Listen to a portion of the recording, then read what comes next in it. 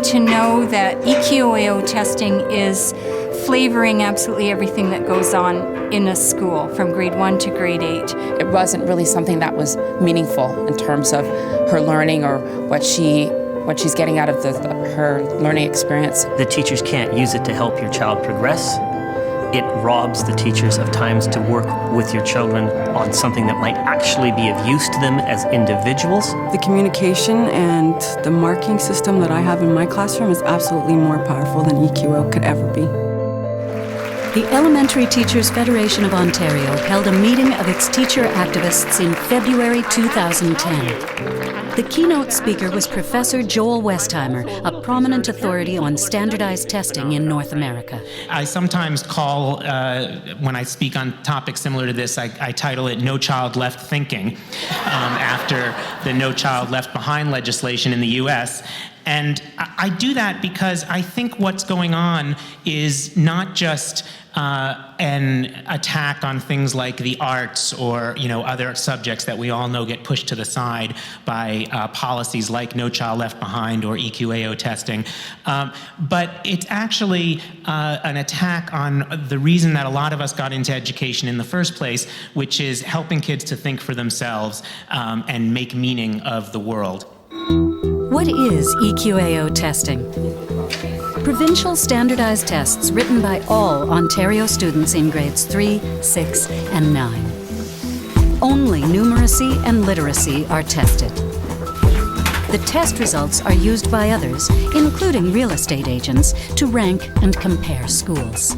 No one's really asking the most important question, which is, what are the tests for, right?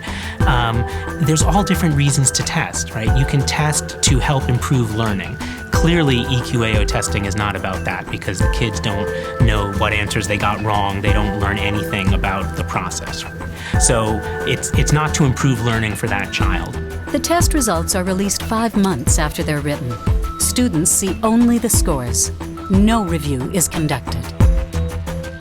It doesn't affect their grades whatsoever, and it's very difficult to explain to them why it's important for the school and yet why it's not important to them personally. EQAO tends to be a snapshot of how they do at the end of 3 or 4 years of school. It's not the beginning and it's not the end all of that student. They're not a level, they're much more than that. It's not really information that I find useful or helpful, and really understanding and knowing where my child is at. When it's an EQAO test year, I think that entire year's worth of learning and teaching is based around the EQAO.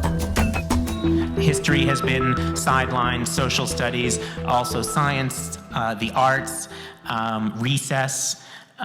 In a recent study, 70% of districts in North America scaled back time for teaching in any subject other than math and literacy for the test prep subjects to make room for those subjects. So in some areas, there are whole groups of students, especially the ones who don't do well on the test, who are forbidden from taking any of these subjects until their test scores go up. Now you can imagine this is a wonderful approach to teaching, right?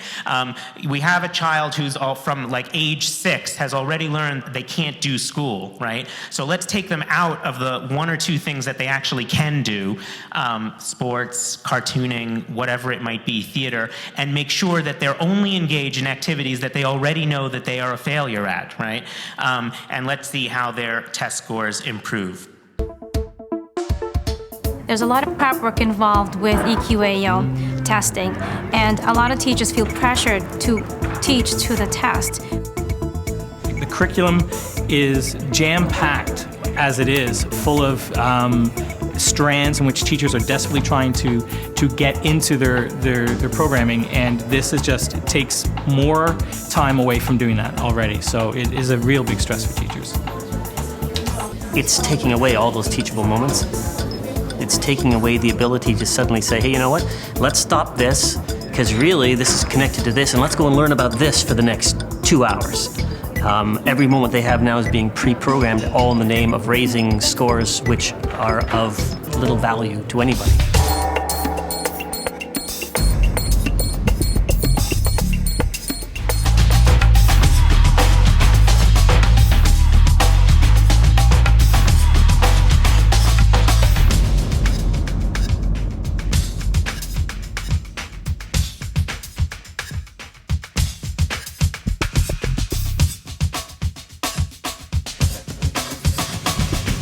What we're continually hearing from teachers in the classroom is that the amount of stress this puts on them, as well as the students, is enormous. The amount of paperwork that we're seeing that EQAO and other data collection sort of activities are now putting on them is beginning to become overwhelming.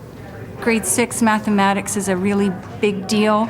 It's a difficult year for children, and in order to get the math program done by May, when we do our testing, you have to smash math in every day, double and triple the time that you normally would. Two things that were really good about what we did, and one thing that Kids are especially grade 3s, are very, very anxious and worried that they might not do very well on the test. I had to calm the nerves of my class because kids were anxious this year again.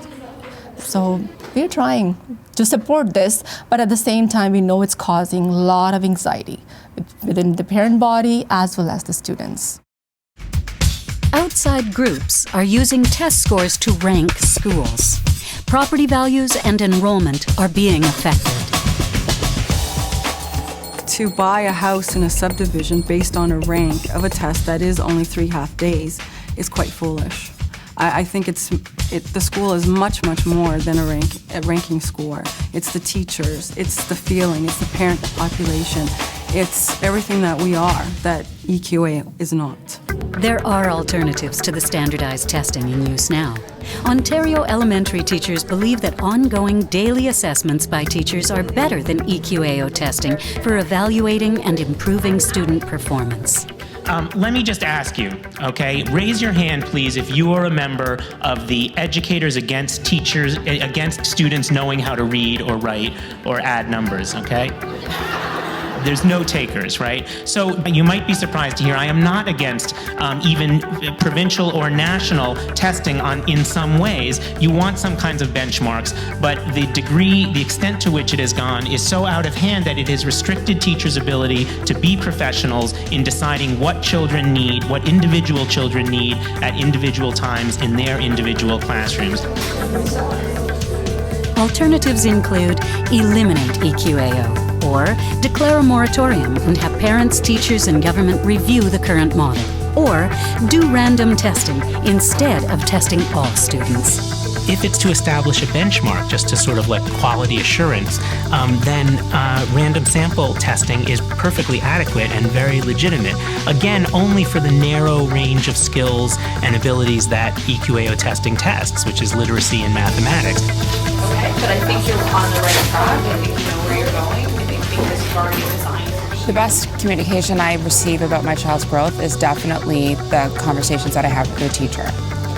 That might be a phone call, it might be a note in the agenda, it might be a parent-teacher interview, both formally or informally, but it's really just that communication with the teacher themselves.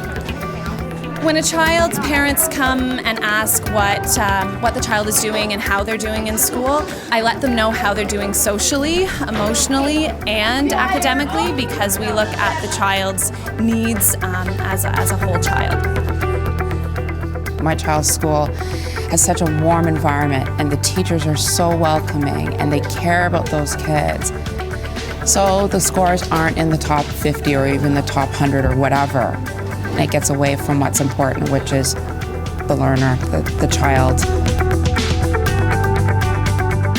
If you're concerned about EQAO, please contact your member of provincial parliament and visit our website, www.etfo.ca.